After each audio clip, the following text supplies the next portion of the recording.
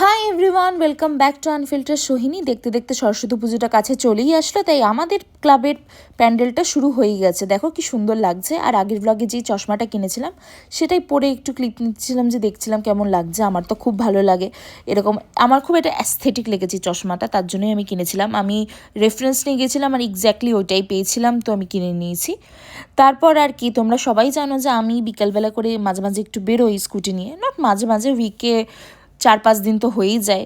তারপরে গিয়ে অনেকটা রাস্তা দেখলাম এত ঠান্ডা, তারপরে বোন আর আমি আবার সোয়েটার পরে আবার বেরিয়েছিলাম। অনেক দিন পর জিমের রাস্তাটাতে আসলাম। জিমে এখন যাওয়া হয় না, কেন যাওয়া হয় না সেটা নিয়ে আমি পরে একদিন ইন ডিটেল তোমাদেরকে বলবো।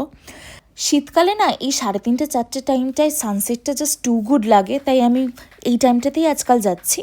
তারপরে আমি আর মা একটু জুডিওতে গেছিলাম শপিং করতে, আর রিজনটা খুব তাড়াতাড়ি জানতে পারবে। চলো আজকের ব্লগটা এইটুকুই, ওকে বাই।